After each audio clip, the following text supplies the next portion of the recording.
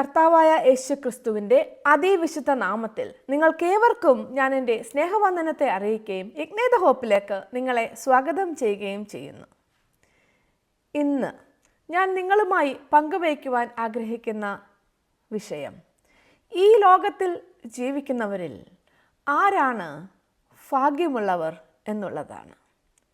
വിശുദ്ധ വേദപുസ്തകത്തിൽ എന്താണ് അതേപ്പറ്റി നമ്മോട് പറഞ്ഞിരിക്കുന്നത് എന്നുള്ളതാണ്. നമുക്ക് ചില വേദവാക്യങ്ങൾ വായിക്കാം. മത്തായിയുടെ സുവിശേഷം 5-ാം അധ്യായം 1 മുതൽ 12 വരെയുള്ള വാക്യങ്ങൾ. അവൻ പുരുഷാരത്തെ കണ്ടാറെ മലമേൽ കയറി. അവൻ ഇരുന്ന ശേഷം ശിഷ്യന്മാർ അടുക്കൽ വന്നു. അവൻ തിരുവായ് മൊഴിഞ്ഞ് അവരോട് ഉപദേശിച്ചതെന്തെന്നാൽ, ആത്മാവിൽ ദരിദ്രരായവർ ഭാഗ്യവാന്മാർ, സ്വർഗരാജ്യം അവർക്കുള്ളത്. ദുഃഖിക്കുന്നവർ ഭാഗ്യവാന്മാർ, അവർക്ക് ആശ്വാസം ലഭിക്കും. സൗമ്യതയുള്ളവർ ഭാഗ്യവാന്മാർ, അവർ ഭൂമിയെ അവകാശമാക്കും. നീതിക്ക് വിശന്ന് ദാഹിക്കുന്നവർ ഭാഗ്യവാന്മാർ, അവർക്ക് തൃപ്തി വരും. കരുണയുള്ളവർ ഭാഗ്യവാന്മാർ, അവർക്ക് കരുണ ലഭിക്കും. ഹൃദയശുദ്ധിയുള്ളവർ ഭാഗ്യവാന്മാർ, അവർ ദൈവത്തെ കാണും. സമാധാനമുണ്ടാക്കുന്നവർ ഭാഗ്യവാന്മാർ, അവർ ദൈവത്തിൻ്റെ പുത്രന്മാർ എന്ന് വിളിക്കപ്പെടും. നീതി നിമിത്തം ഉപദ്രവിക്കപ്പെടുന്നവർ ഭാഗ്യവാന്മാർ, സ്വർഗരാജ്യം അവർക്കുള്ളത്. എൻ്റെ നിമിത്തം നിങ്ങളെ പഴിക്കുകയും ഉപദ്രവിക്കുകയും നിങ്ങളെക്കൊണ്ട് എല്ലാ തിന്മയും കളവായി പറയുകയും ചെയ്യുമ്പോൾ നിങ്ങൾ ഭാഗ്യവാന്മാർ. സ്വർഗത്തിൽ നിങ്ങളുടെ പ്രതിഫലം വലുതാകൊണ്ട് സന്തോഷിച്ച് ഉല്ലസിപ്പിൻ. നിങ്ങൾക്ക് മുൻപേ ഉണ്ടായിരുന്ന പ്രവാചകന്മാരെയും അവർ അങ്ങനെ തന്നെ ഉപദ്രവിച്ചുവല്ലോ. ഇവിടെ ഭാഗ്യവാന്മാർ എന്ന് പറഞ്ഞിരിക്കുന്നത് നമുക്ക് വളരെ ആശയക്കുഴപ്പം ഉണ്ടാക്കിയേക്കാം, അല്ലേ? എങ്ങനെയാണ് ദുഃഖിക്കുന്നവർ ഒക്കെ ഭാഗ്യവാന്മാരാകുന്നത്? മറ്റുള്ളവരുടെ ഉപദ്രവം സഹിക്കുന്നവരൊക്കെ എങ്ങനെയാണ് ഭാഗ്യവാന്മാരാകുന്നത്? അങ്ങനെയൊക്കെയല്ലേ നാം ചിന്തിക്കാറുള്ളത്. എന്താണ് ഭാഗ്യ അവസ്ഥ കൊണ്ട് ഉദ്ദേശിക്കുന്നത്? നാം ഈ ലോകത്തിൽ ജീവിക്കുമ്പോൾ സന്തോഷത്തിനും ഭാഗ്യാവസ്ഥയ്ക്കും ഒക്കെ വളരെ പ്രാധാന്യം കൊടുത്താണ് ജനങ്ങൾ ജീവിക്കുന്നത്. ഇല്ലെങ്കിൽ തന്നെ എങ്ങനെ സന്തോഷത്തിലേക്ക് നയിക്കപ്പെടാമെന്നും എങ്ങനെ ഭാഗ്യാവസ്ഥയിൽ അനുഗ്രഹിക്കപ്പെട്ട് ഇരിക്കാമെന്നും ഒക്കെ ഉള്ള വഴി തേടിപ്പോകുന്ന ഒരു ലോകത്തിലാണ് നാം ജീവിക്കുന്നത്. ഇന്ന് സന്തോഷം നൽകാമെന്ന് പറയുന്ന പല കാര്യങ്ങളും ലോകത്തുണ്ട്, അല്ലേ? അതൊക്കെ നമുക്ക് യഥാർത്ഥ സന്തോഷം തരുന്നതാണോ? പലരും പലതിലും ആശ്രയിക്കുന്നു തങ്ങളുടെ സന്തോഷത്തിനായി. പണമുണ്ടെങ്കിൽ പലപ്പോഴും പലരും വിചാരിക്കും ഞങ്ങൾ വലിയ ഭാഗ്യവാന്മാരാണ് എന്ന്. പല സൗഭാഗ്യങ്ങളും ഈ ലോകപ്രകാരം ആസ്വദിക്കുന്നവരൊക്കെ വിചാരിക്കുന്നത് അവർ വലിയ ഭാഗ്യമുള്ളവരാണ് എന്നാണ്. ഒരിക്കൽ ഒരു രാജ്യത്ത് ഒരു പഠനം നടത്തി. എന്താണ് അനുഗ്രഹിക്കപ്പെട്ട അവസ്ഥ എന്നുള്ളത്. ഒരു കൂട്ടം ജനങ്ങൾ പറഞ്ഞു, എനിക്ക് വളരെ സമ്പത്തുണ്ടെങ്കിൽ എനിക്ക് എങ്ങനെ വേണമെങ്കിലും ജീവിക്കാമല്ലോ, അതെത്ര ഭാഗ്യമായ അവസ്ഥയാണ് എന്ന്. അതെത്ര അനുഗ്രഹിക്കപ്പെട്ട അവസ്ഥയാണെന്ന് ഒരു കൂട്ടർ പറയുന്നു. അവർ വിചാരിക്കുന്നത് തങ്ങളുടെ സമ്പത്ത് കൊണ്ട് എന്തും നേടാമെന്നാണ്. അവർക്കാവശ്യമുള്ളതൊക്കെ വാങ്ങാം. പല കാര്യങ്ങളും അവരുടെ സമ്പത്ത് കൊണ്ട് നേടിയെടുക്കാം. ദൈവമക്കളെ, അത് യഥാർത്ഥ ഭാഗ്യാവസ്ഥയാണോ? ഒരു കൂട്ടം ജനങ്ങൾ പറഞ്ഞു, ഞങ്ങൾക്ക് ആരോഗ്യമുണ്ടെങ്കിൽ, ഞങ്ങൾക്ക് മാനസികമായും ശാരീരികമായും പൂർണ്ണ ആരോഗ്യമുള്ളവരാണെങ്കിൽ ഞങ്ങൾ ഭാഗ്യവാന്മാരാണ്, ഭാഗ്യവതികളാണ് എന്ന്. എന്നെ കേൾക്കുന്ന പ്രിയപ്പെട്ടവരെ, നിങ്ങൾക്ക് എന്ത് തോന്നുന്നു? നമ്മളുടെ ശരീരത്തിന് ലഭിച്ചിരിക്കുന്ന ആരോഗ്യം വളരെ നല്ലത് തന്നെ. നാം എല്ലാവരും ആഗ്രഹിക്കുന്നതാണത്. അതാണോ യഥാർത്ഥ ഭാഗ്യാവസ്ഥ? പലരും വിചാരിക്കും നല്ല കുടുംബമുണ്ടെങ്കിൽ, നല്ലൊരു ഭാര്യയുണ്ടെങ്കിൽ, അല്ലെങ്കിൽ നല്ലൊരു ഭർത്താവ് ഉണ്ടെങ്കിൽ, നല്ല മിടുക്കന്മാരായ മക്കളുണ്ടെങ്കിൽ, അവർ വലിയ നിലകളിലൊക്കെ പഠിച്ച് ഉയർന്നെങ്കിൽ, അതൊക്കെ ജനം വലിയ ഭാഗ്യാവസ്ഥയായിട്ടാണ് കണക്കാക്കുന്നത്. അതൊക്കെ നല്ലത് തന്നെ, നമ്മെല്ലാവരും ആഗ്രഹിക്കുന്നതാണ് അതൊക്കെ. പക്ഷേ അതാണോ യഥാർത്ഥ ഭാഗ്യാവസ്ഥ? വേദപുസ്തകത്തിൽ മത്തായിയുടെ സുവിശേഷത്തിൽ നമുക്ക് വായിക്കാം യേശു കർത്താവ് നടത്തിയ പർവ്വത പ്രസംഗം. അവിടെ 5-ാം അധ്യായത്തിൽ 3-ാമത്തെ വാക്യം മുതൽ നമുക്ക് ഇപ്രകാരം വായിക്കാം: ആത്മാവിൽ ദരിദ്രരായവർ ഭാഗ്യവാന്മാർ, സ്വർഗരാജ്യം അവർക്കുള്ളത്. ദുഃഖിക്കുന്നവർ ഭാഗ്യവാന്മാർ, അവർക്ക് ആശ്വാസം ലഭിക്കും. സൗമ്യതയുള്ളവർ ഭാഗ്യവാന്മാർ, അവർ ഭൂമിയെ കൈവശമാക്കും. നീതിക്ക് വിശന്ന് ദാഹിക്കുന്നവർ ഭാഗ്യവാന്മാർ, അവർക്ക് തൃപ്തി വരും. കരുണയുള്ളവർ ഭാഗ്യവാന്മാർ, അവർക്ക് കരുണ ലഭിക്കും. ഹൃദയശുദ്ധിയുള്ളവർ ഭാഗ്യവാന്മാർ, അവർ ദൈവത്തെ കാണും. സമാധാനം ഉണ്ടാക്കുന്നവർ ഭാഗ്യവാന്മാർ, അവർ ദൈവത്തിൻ്റെ പുത്രന്മാർ എന്ന് വിളിക്കപ്പെടും. നീതി നിമിത്തം ഉപദ്രവിക്കപ്പെടുന്നവർ ഭാഗ്യവാന്മാർ, സ്വർഗരാജ്യം അവർക്കുള്ളത്. എൻ്റെ നിമിത്തം നിങ്ങളെ പഴിക്കുകയും ഉപദ്രവിക്കുകയും നിങ്ങളെ കൊണ്ട് എല്ലാ തിന്മയും കളവായി പറയുകയും ചെയ്യുമ്പോൾ നിങ്ങൾ ഭാഗ്യവാന്മാർ. യേശു കർത്താവ് ഭാഗ്യാവസ്ഥയെപ്പറ്റി പറഞ്ഞിരിക്കുന്നത് ഇവിടെ ഇങ്ങനെയൊക്കെയാണ്. എന്താണ് ഇങ്ങനെയൊക്കെ പറഞ്ഞിരിക്കുന്നത്? ദുഃഖിക്കുന്ന അവസ്ഥയിൽ എങ്ങനെ മനുഷ്യർ ഭാഗ്യമുള്ളവരായി തന്നെ കാണും? യേശുക്രിസ്തു നമ്മുടെ ക്രിസ്തീയ ജീവിതത്തിന് മാനദണ്ഡമായി വെച്ചിരിക്കുന്ന ചില നിബന്ധനകൾ അത്രേ അത്. നമ്മുടെ ക്രിസ്തീയ ജീവിതത്തിൻ്റെ അടിസ്ഥാനം തന്നെ ഇതൊക്കെയാണ്. യേശുക്രിസ്തു തൻ്റെ പരസ്യ ശുശ്രൂഷ ആരംഭിച്ചത് യോർദാൻ നദിയിൽ താൻ യോഹന്നാൻ സ്നാപകനാൽ സ്നാനപ്പെട്ടതിന് ശേഷമാണ്. 1.5-2 വർഷങ്ങൾക്ക് ശേഷമാണ് യേശുക്രിസ്തു ഈ പർവ്വത പ്രസംഗം നടത്തിയിരിക്കുന്നത്. അവിടെ ധാരാളം ജനങ്ങൾ തടിച്ചുകൂടിയിരുന്നു. യേശുക്രിസ്തുവിന് ധാരാളം അനുയായികളുണ്ടായിരുന്നു. അതിൽ പ്രധാനപ്പെട്ട 12 പേരാണ് തൻ്റെ ശിഷ്യന്മാർ, അപ്പോസ്തലന്മാർ. മത്തായിയുടെ സുവിശേഷം 5-ാം അധ്യായം 1 മുതൽ 12 വരെയുള്ള വാക്യങ്ങളെ നാം ഭാഗ്യവചനങ്ങൾ എന്ന് വിളിക്കുന്നു. പഴയ നിയമത്തിൽ ദൈവം മോശയിൽ കൂടെ തൻ്റെ ജനത്തിന് പല നിയമങ്ങളും കൊടുത്തു, പല കൽപ്പനകളും കൊടുത്തു. എന്നാൽ പുതിയ നിയമത്തിലേക്ക് വരുമ്പോൾ യേശു കർത്താവ് നമുക്ക് പുതിയ ഒരു അധ്യായവുമായി കടന്നു വന്നിരിക്കുന്നു. ന്യായപ്രമാണം എന്ന ശത്രുത്വത്തിൻ്റെ നടുച്ചുവർ ഇടിച്ചു കളയുവാൻ യേശു ക്രിസ്തു ഈ ലോകത്തിലേക്ക് വന്നു. അവൻ നമുക്ക് പുതിയ നിയമമായി തീർന്നിരിക്കുന്നു. പിതാവായ ദൈവം പുത്രനെ നമുക്ക് അയച്ചിരിക്കുന്നു, നമുക്ക് പുതിയ തുടക്കത്തിനായി. ഏദൻ തോട്ടത്തിൽ വച്ച് നമുക്ക് നഷ്ടപ്പെട്ട പിതാവുമായുള്ള കൂട്ടായ്മ നമുക്ക് തിരികെ ലഭിക്കുവാൻ, നമ്മുടെ സകല പാപത്തിൻ്റെ കറകളും കഴുകിക്കളയുവാൻ, പുതുജീവൻ നമുക്ക് നൽകുവാൻ യേശു ക്രിസ്തു നമുക്കായി ഈ ലോകത്തിലേക്ക് വന്നിരിക്കുന്നു. മോശയിൽ കൂടെ പഴയ പ്രമാണം ലഭിച്ചുവെങ്കിൽ യേശു ക്രിസ്തു നമുക്ക് പുതിയ പ്രമാണമായി തീർന്നിരിക്കുന്നു. മത്തായി യേശു ക്രിസ്തുവിനെയും മോശയും തമ്മിൽ താരതമ്യം ചെയ്തിട്ടുണ്ട്.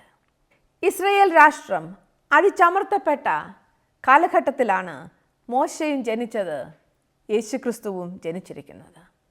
2 പേരും കൊച്ചു കുഞ്ഞുങ്ങളായിരുന്നപ്പോൾ അവർ ശത്രുവിൽ നിന്നും രക്ഷപ്പെട്ടതാണ്, മരണത്തിൽ നിന്നും രക്ഷപ്പെട്ടതാണ്. മോശ വന്നു ഇസ്രയേൽ ജനത്തിനെ അടിമത്തത്തിൽ നിന്ന് വിടുവിക്കുവാൻ. ദൈവം തിരഞ്ഞെടുത്തതാണ് മോശയെ. എന്നാൽ യേശു കർത്താവ് ഈ ലോകത്തിലേക്ക് വന്നത് നമ്മെ പാപത്തിൻ്റെ അടിമത്തത്തിൽ നിന്നും മോചിക്കുവാനത്രേ. നാം ഇവിടെ വായിച്ച ഭാഗ്യ വചനങ്ങൾ നമ്മുടെ സ്വാതന്ത്ര്യത്തിലേക്കുള്ള പ്രഖ്യാപനമാണ്, അനുഗ്രഹത്തിൻ്റെ പ്രഖ്യാപനമാണ്. ആത്മാവിൽ ദരിദ്രരായവർ ഭാഗ്യവാന്മാർ. അനുഗ്രഹിക്കപ്പെട്ട അവസ്ഥയായിട്ടാണല്ലോ ദൈവം ഇവിടെ പറഞ്ഞിരിക്കുന്നത്. ഒരു വ്യക്തിക്ക് തൻ്റെ ഏതവസ്ഥയിലും കർത്താവായ യേശു ക്രിസ്തുവിനെ ആശ്രയിക്കുകയും തന്നെ പിൻപറ്റി ജീവിക്കുകയും ഭാഗ്യ അവസ്ഥയിലായിരിക്കുകയും ചെയ്യുന്നത് സാധ്യമത്രേ. അത് കർത്താവായ യേശു ക്രിസ്തുവിൽ കൂടെ അത്രേ. ഞാനും നിങ്ങളും ഈ ഭാഗ്യാവസ്ഥ എന്ന് പറയുന്നത് എങ്ങനെയാണതിനെ കാണുന്നത്? നമ്മൾ പലപ്പോഴും ബാഹ്യമായ കാര്യങ്ങൾ നോക്കി അതൊക്കെ തീരുമാനിക്കും, അല്ലേ? ഒരു ധനികൻ അനുഗ്രഹീതനാണോ? അങ്ങനെയാണെങ്കിൽ ഈ ലോകത്തിലെ വലിയ ധനവാന്മാർ മയക്കുമരുന്നും ഒക്കെ അടിക്കുകയും ആത്മഹത്യ ചെയ്യുകയും ഒക്കെ ചെയ്യുന്നുണ്ട്. ദൈവത്തെ പിൻപറ്റുന്ന, ദൈവത്തെ ആശ്രയിച്ച് ദൈവത്തോട് സഖിത്വം പുലർത്തുന്ന പല ധനവാന്മാരും ഈ ലോകത്തിൽ കാണും.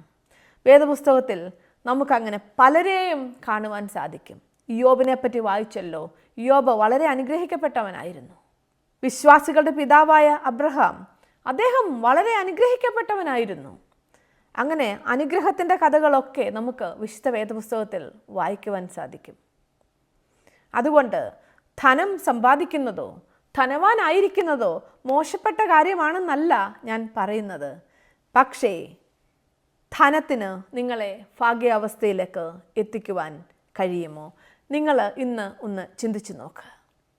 നല്ല ഒരു കുടുംബമുണ്ടെങ്കിൽ, നല്ലൊരു ഭാര്യയുണ്ടെങ്കിൽ, ഭർത്താവുണ്ടെങ്കിൽ, കുഞ്ഞുങ്ങളുണ്ടെങ്കിൽ അത് ഭാഗ്യാവസ്ഥയാണെന്ന് നിങ്ങൾക്ക് തോന്നുന്നുണ്ടോ? അത് വളരെ അനുഗ്രഹിക്കപ്പെട്ട അവസ്ഥ തന്നെയത്രേ. അങ്ങനെയുള്ളവർ എത്രയോ പേർ ദൈവത്തെ പിൻപറ്റാതെ ജീവിക്കുന്നുണ്ട്. അവർ നാശത്തിലേക്ക് നടന്ന് അകന്നു പോകുന്നവരായി ഉണ്ട്. അവരൊക്കെ ഭാഗ്യാവസ്ഥയിൽ ആയിരിക്കുമോ? അതുകൊണ്ട് ഈ വക കാര്യങ്ങളൊക്കെ നല്ലത് തന്നെ. അതിനെ ഒന്നും ഭാഗ്യാവസ്ഥയെന്ന് പറയുവാൻ പറ്റുകയില്ല. വേദപുസ്തകത്തിൽ ഈ ഭാഗ്യവചനങ്ങൾ അനേകമുണ്ട്. നാം സങ്കീർത്തനങ്ങൾ വായിച്ചാൽ യഥാർത്ഥമായി ദൈവം ഈ ഭാഗ്യാവസ്ഥയെപ്പറ്റി പലയിടത്തും പറഞ്ഞിട്ടുണ്ട്. വേദപുസ്തകത്തിൽ ഉടനീളം പറഞ്ഞിട്ടുണ്ട്. എന്നാൽ ചില വാക്യങ്ങൾ ഞാൻ സങ്കീർത്തനങ്ങളിൽ നിന്ന് വായിക്കുവാൻ ആഗ്രഹിക്കുന്നു. സങ്കീർത്തനങ്ങൾ 144:15 ഇപ്രകാരം എഴുതിയിരിക്കുന്നു: ഈ സ്ഥിതിയിൽ ഇരിക്കുന്ന ജനം ഭാഗ്യമുള്ളത്, യഹോവ ദൈവമായിരിക്കുന്ന ജനം ഭാഗ്യമുള്ളത് തന്നെ. സങ്കീർത്തനങ്ങൾ 84:12 ഇപ്രകാരം എഴുതിയിരിക്കുന്നു: സൈന്യങ്ങളുടെ യഹോവേ, നിന്നിൽ ആശ്രയിക്കുന്ന മനുഷ്യൻ ഭാഗ്യവാൻ.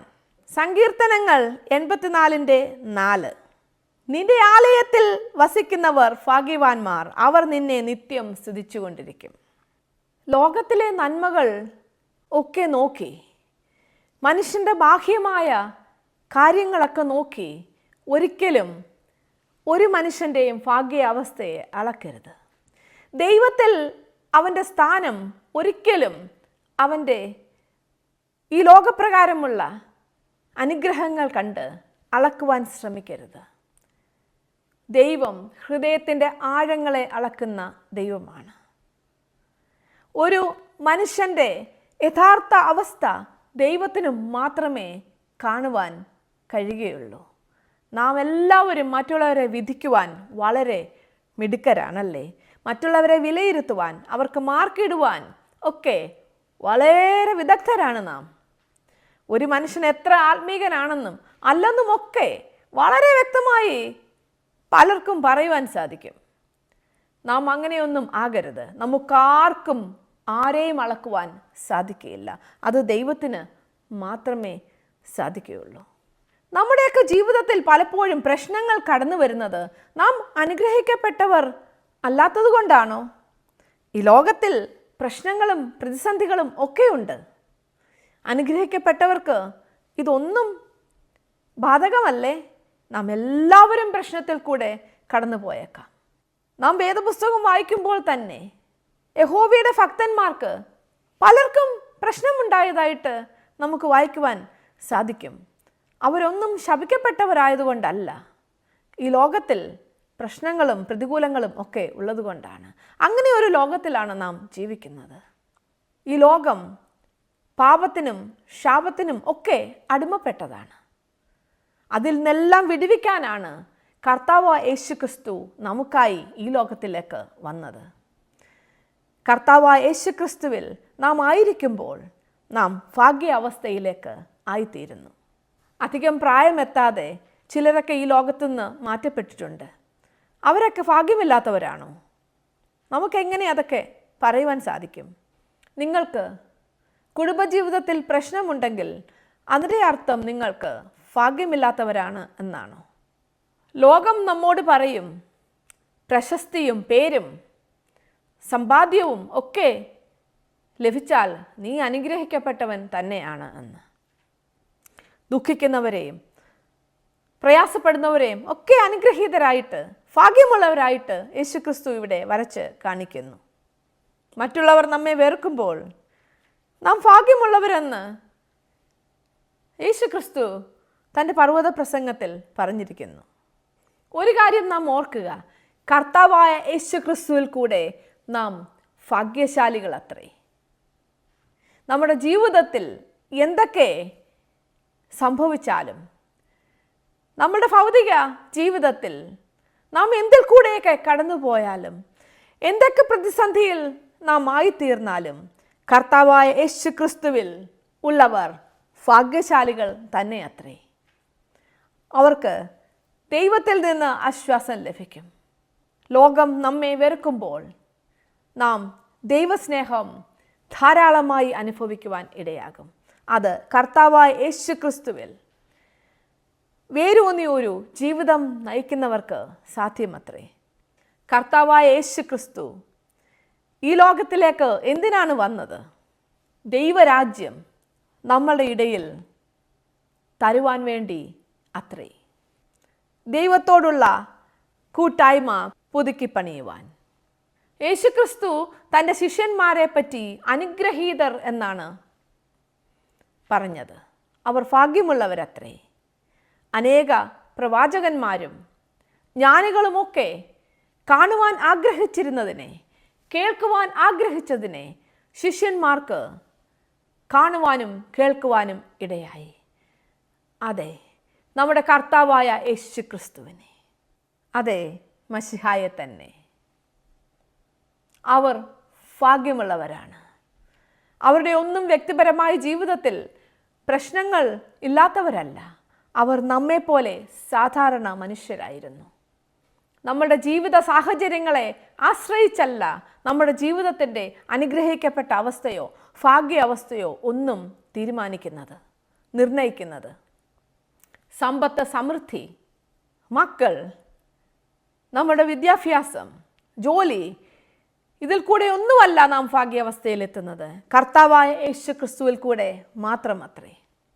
ക്രിസ്തുവേശുവിലുള്ള വിശ്വാസമാണ് നമ്മുടെ അനുഗ്രഹത്തിൻ്റെ അളവുകോൽ. അത് നാം മറന്നു പോകരുത്. വിശ്വാസം കൂടാതെ ദൈവത്തെ പ്രസാദിപ്പിക്കുവാൻ നമുക്ക് കഴിയുകയില്ല. ദൈവത്തെ പ്രസാദിപ്പിച്ചുകൊണ്ടുള്ള ഒരു ജീവിതമാണ് ഏറ്റവും ഭാഗ്യകരമായ ജീവിതം. ഭൗതിക ജീവിതത്തിൽ എന്തൊക്കെയാണ് സംഭവിക്കുന്നതെന്നും എന്തിനെയൊക്കെ നേരിടുന്നു എന്നുള്ളതും ഒന്നും ഇവിടെ വിഷയമല്ല. കർത്താവിലുള്ളവർ ഭാഗ്യവാന്മാരും ഭാഗ്യവതികളും അത്രേ. പ്രശ്നങ്ങളുടെ നടുവിൽ നമുക്ക് ആശ്വാസം കണ്ടെത്തുവാൻ നമുക്കൊരു പാദപീഠമുണ്ടല്ലേ, കർത്താവായ യേശുക്രിസ്തുവിൻ്റെ പാദപീഠം. ഏത് സമയത്തും ഒരു അപ്പോയിൻമെൻറ്റും എടുക്കണ്ട, ഓടി തൻ്റെ പാദപീഠത്തിലേക്ക് നമുക്ക് ചെല്ലാം. നമുക്കൊന്നും പേടിക്കണ്ട. അയ്യോ, എൻ്റെ വാക്ക് തെറ്റിപ്പോകുമോ, ഞാൻ ഇങ്ങനെ പറഞ്ഞാൽ കർത്താവിന് എന്ത് തോന്നും? അങ്ങനെയൊന്നുമില്ല. നമുക്ക് ഉള്ളതുപോലെ ദൈവസന്നിധിയിൽ തുറന്നു കാണിക്കാം. നമുക്കതിനുള്ള സ്വാതന്ത്ര്യമുണ്ട്. അവൻ സ്നേഹമുള്ള ഒരു പിതാവാണ്. ഒരു നല്ല പിതാവിൻ്റെ അടുത്തേക്ക് ഒരു കുഞ്ഞിന് എങ്ങനെയും കടന്നു ചെല്ലാം. അവൻ്റെ വാക്കുകളോ അവൻ്റെ രീതിയോ ഒന്നും ഒരു വിഷയമല്ല.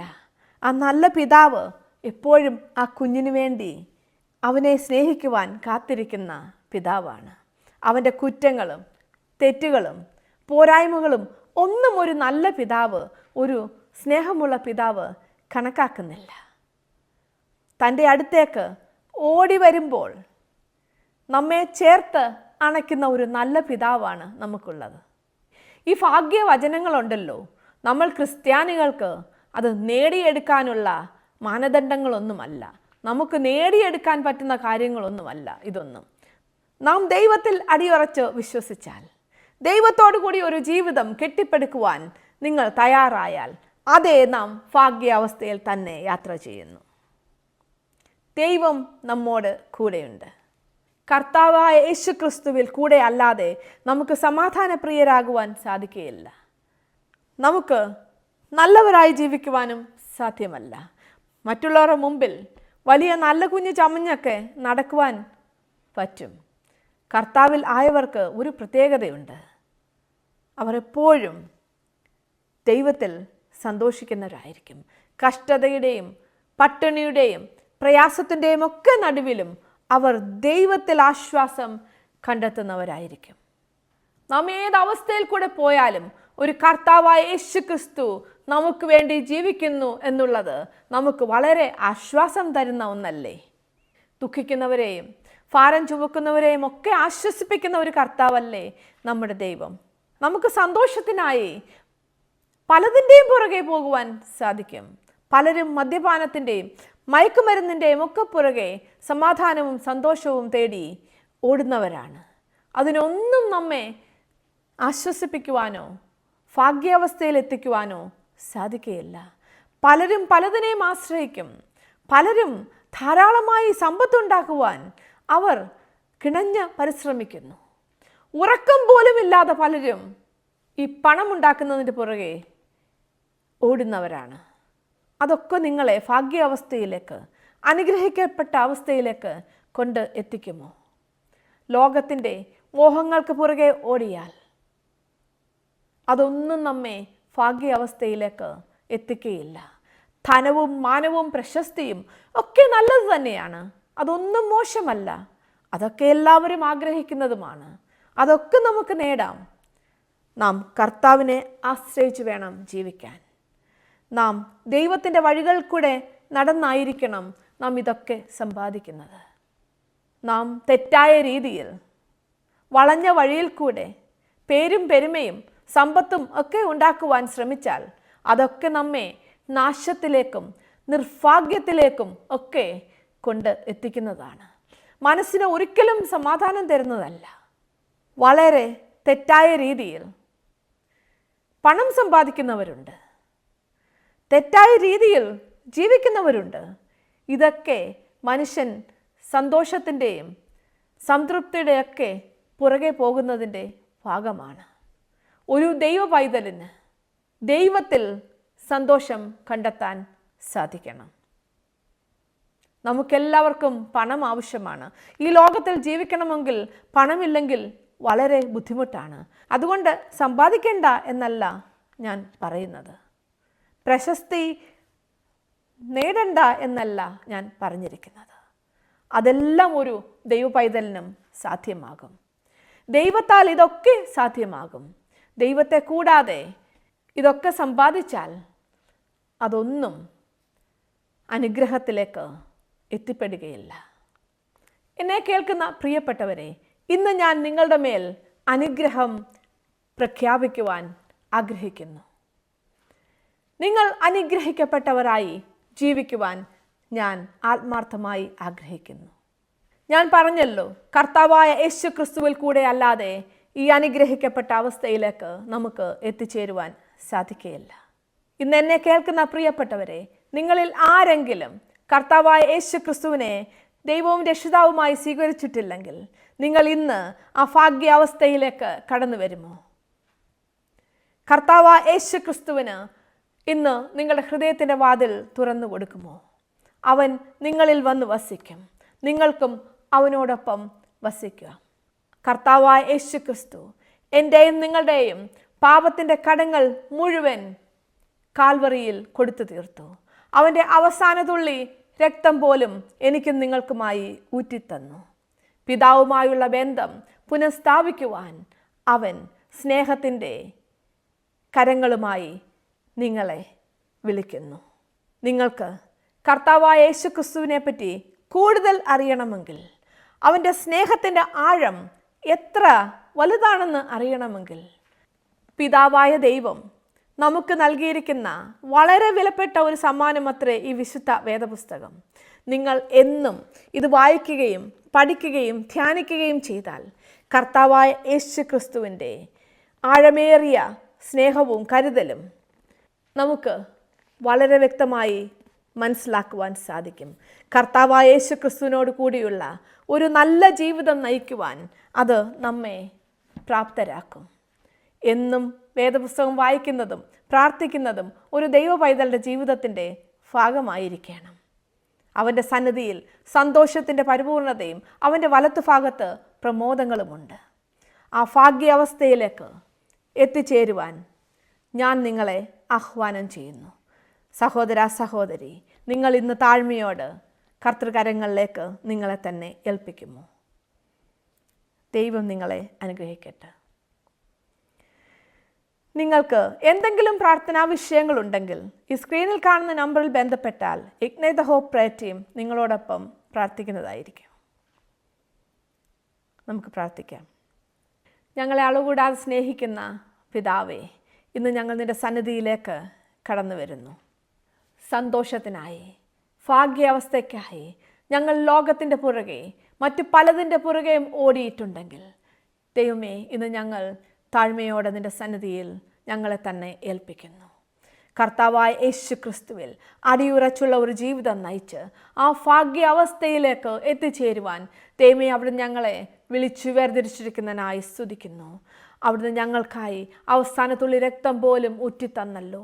ഞങ്ങളുടെ ഭാഗ്യ അവസ്ഥയ്ക്കായി, ഞങ്ങൾക്ക് അനുഗ്രഹിക്കപ്പെട്ട ജീവിതമുണ്ടാകുവാൻ വേണ്ടി, ഞങ്ങൾക്ക് യഥാർത്ഥമായി തൃപ്തികരമായ ഒരു ജീവിതം നയിക്കാൻ കർത്താവായ യേശു ക്രിസ്തുവിൽ അല്ലാതെ സാധ്യം അല്ല എന്ന് നിൻ്റെ വചനത്തിൽ കൂടെ ഞങ്ങളോട് സംസാരിച്ചല്ലോ. ഇന്ന് കർത്താവായ യേശു ക്രിസ്തുവിൻ്റെ കരങ്ങളിൽ ജീവിതം സമർപ്പിച്ച എൻ്റെ പ്രിയപ്പെട്ടവർക്കായി ഞാൻ നന്ദിയോടെ സ്തുതിക്കുന്നു. അവർ അനുഗ്രഹിക്കപ്പെട്ട ഒരു ജീവിതം നയിക്കുവാനിടയാകട്ടെ. എന്നെ കേൾക്കുന്ന പ്രിയപ്പെട്ടവരിൽ ഇന്ന് രോഗികളായിരിക്കുന്നവർ ഇപ്പോൾ സൗഖ്യം പ്രാപിക്കട്ടെ. പ്രശ്നത്തിലും പ്രതിസന്ധിയിലും ആയിരിക്കുന്നവർ ദൈവത്തിൻ്റെ ഭാഗ്യ അവസ്ഥയിലേക്ക് കടന്നു വരട്ടെ. അവർ ദൈവസ്നേഹം ധാരാളമായി അനുഭവിക്കട്ടെ.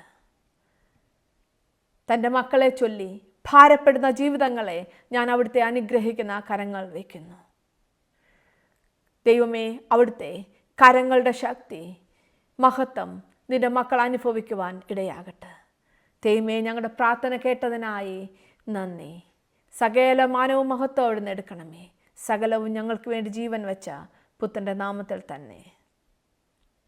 ആമേൻ. സ്നേഹമായവൻ ഇറങ്ങി നമ്മെ രക്ഷിച്ചു. നമുക്ക് വേണ്ടി അവിടുന്ന് മരിച്ചു, നമ്മോടൊപ്പം നടന്നു. അവൻ നമ്മുടെ രക്ഷകനാണ്. അതൊരു മതമല്ല. ഇന്നും നമ്മെ രക്ഷിക്കുവാൻ അവിടുന്ന് ശക്തനാണ്. ആ നാമമാണ് യേശു ക്രിസ്തു.